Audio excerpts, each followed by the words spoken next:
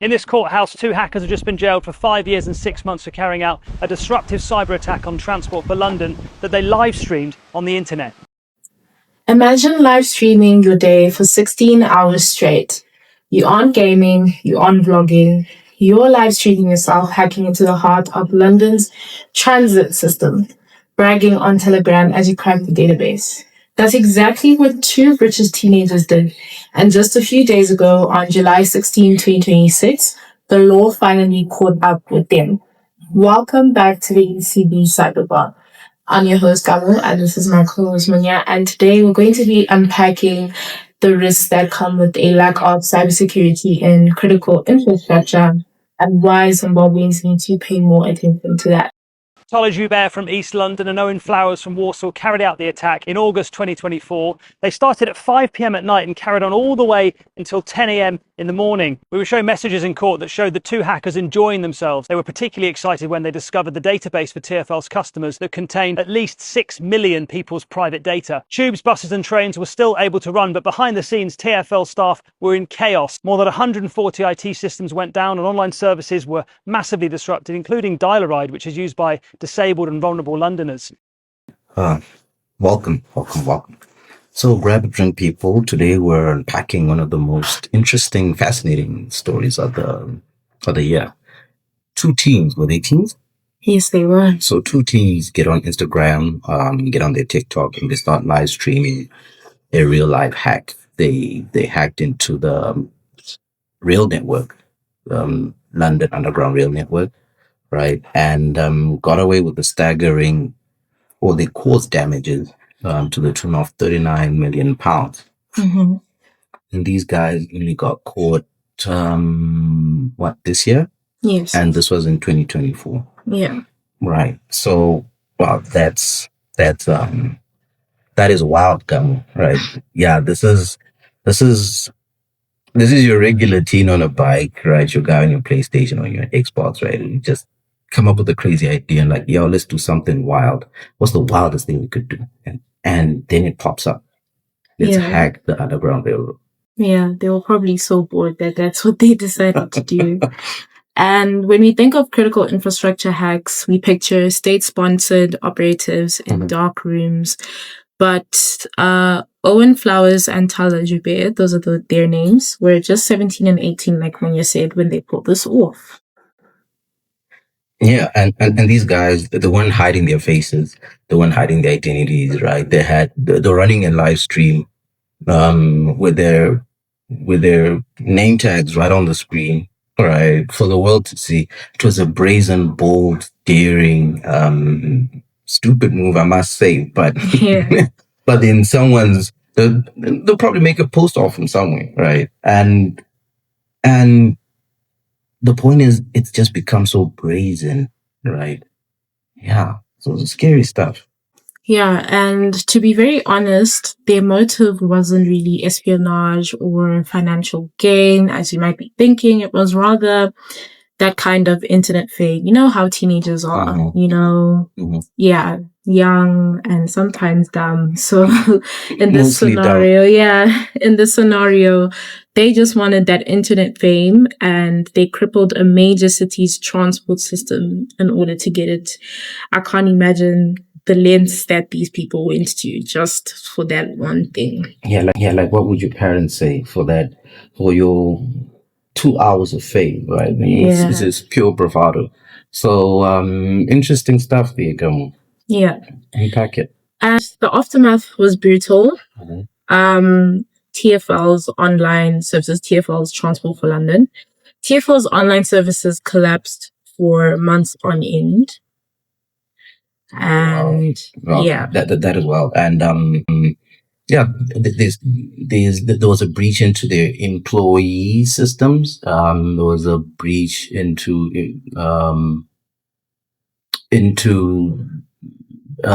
data, user data, right?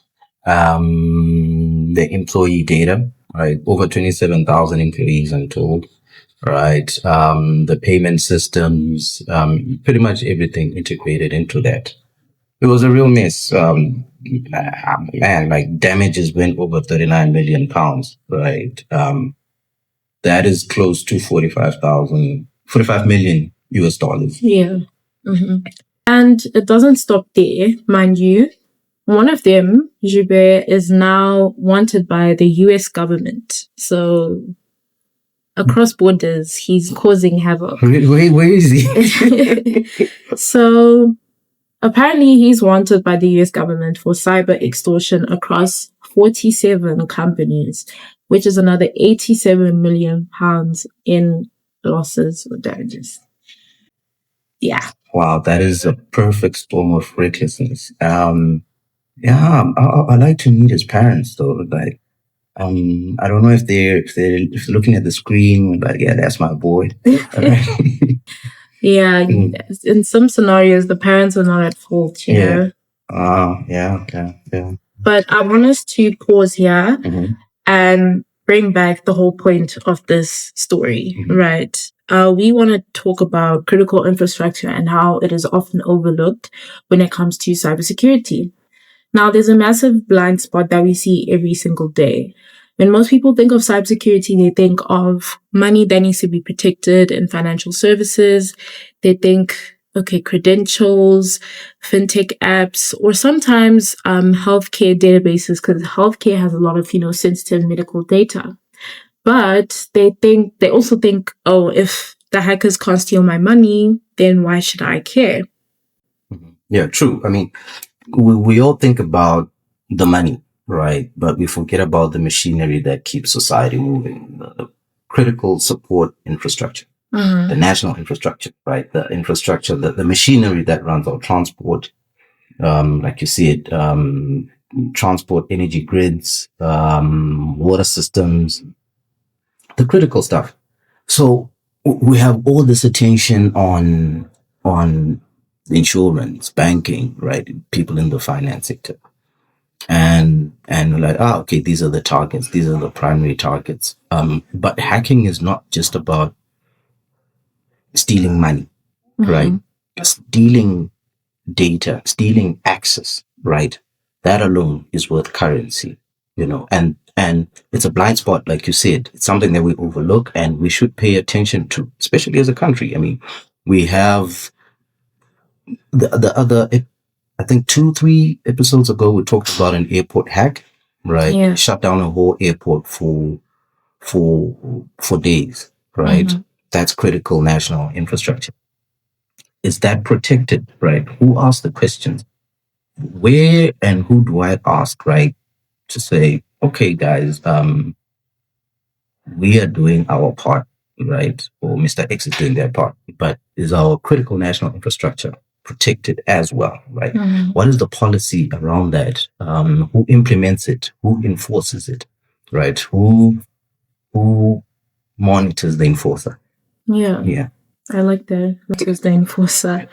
And you're so right. If a bank app goes down for a day, yes, it's annoying. Yeah, you can't access your money for normally a short period of time. But if the transport grid or a power grid goes off, a whole city's paralyzed. It feels like the world is falling apart. 100%. You literally cannot move from point A to B because you don't have transport. So the TFL attack crippled online services for months and compromised millions of users' data, as Manya mentioned.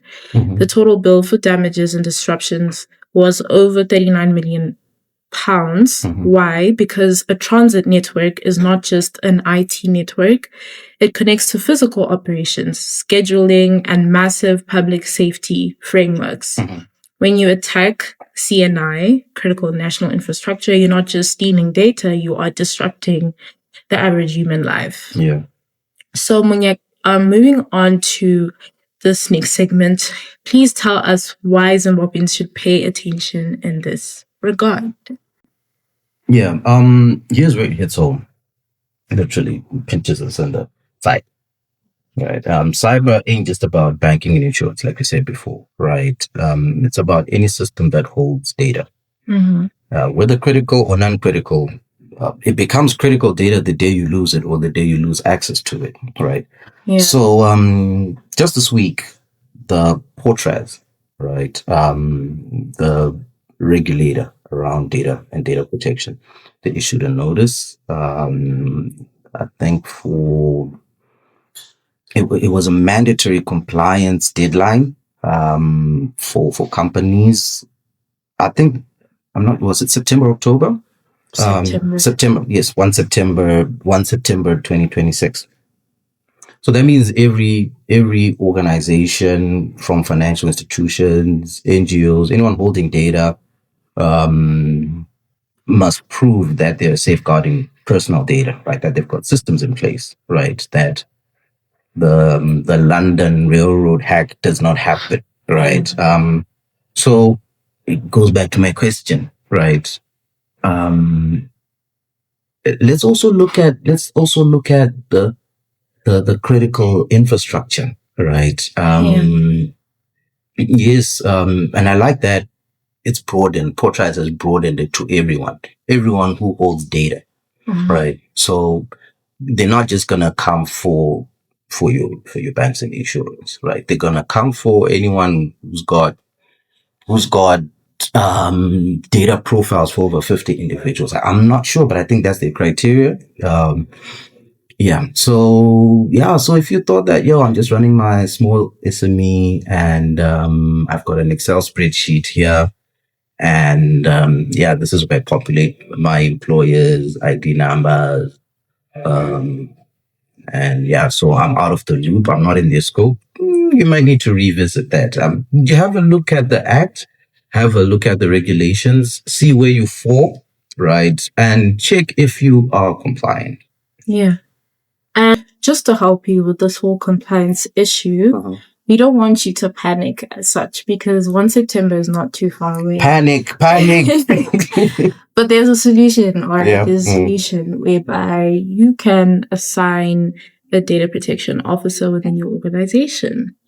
The lovely thing is that there is a data protection course offered by POTRAZ itself, by POTRAZ. And if I'm correct, I believe the next training in Harare, at least, is happening this August from the 17th to the 28th.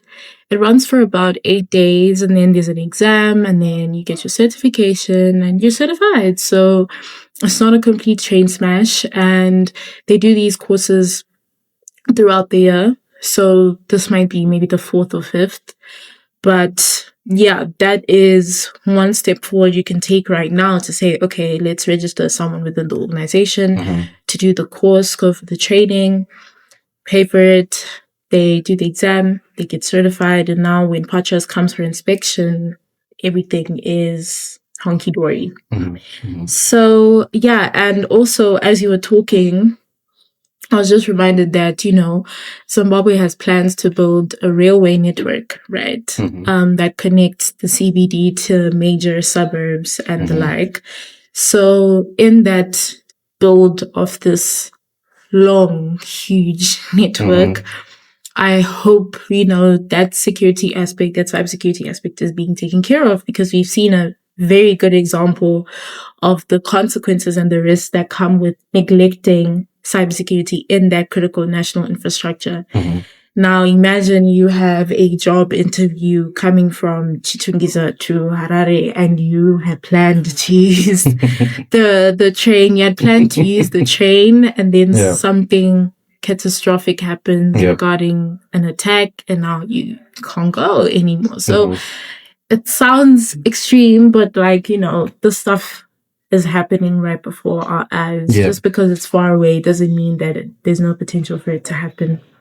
Yeah. And I'm glad that with that network coming up, right, that rail network coming up, they still fall within the bracket of compliance for POTRAZ, right? So, like I said, it extends to all those spaces, right? And there was something that Dr. Machingete said. It was a short quote, right? He said that now that data is the new currency, it's everyone's responsibility to process it fairly and lawfully, right? That alone speaks volumes, right, in the direction that the regulator is taking, right? It's not the enforcer's obligation, right, or their role, or their duty to protect the data, right? It's their job to make sure that you are protecting people's data and your data. You sit on the data, but it's actually not your data. It's the public's data. Yeah. Yeah. So I like that. It hit home. But anyway, yeah. So back to the Underground Railroad hack, right? Yeah. There's clearly a thin line between London and I mean, the infrastructure is basically the same. Not as advanced, right? We don't have an advanced rail network, but look, whether it's teenagers or insiders mishandling data, it's all the same. The result is the same. Disruption, loss, reputational damage. Cybersecurity is no longer what's the word? It's not an IT issue; it's a compliance issue. Yeah. Now, back in London, Woolwich Crown Court sentenced these two teenagers to 5 years. Well, at the time they were teenagers, but now they're not teenagers anymore. They were sentenced to 5 years and 6 months in prison, and the judge called out their selfish bravado. For Zimbabwean boards, the takeaway is clear. Youth does not mean amateur. The modern threat landscape is full of capable attackers who don't care about geopolitics. They care about recognition and quick cash. Yeah, true. That is wild. And, it's all about perspective. And organizations themselves must assume, right, innately and intentionally assume that the internal directories, cloud systems, even social media pages can be targeted and are targeted at any given time. So yeah, so with POTRAZ inspections coming, it's time to move from reactive to proactive, to treat cybersecurity as part of national compliance, not just corporate hygiene. Thank you for the wise words. And that's all for this round of the ECB Cyber Bar. If you want to keep your network from being the next live streamed headline, start by auditing your data handling practices today. Monya, any last words? Yeah, visit ecbinternational.biz, right?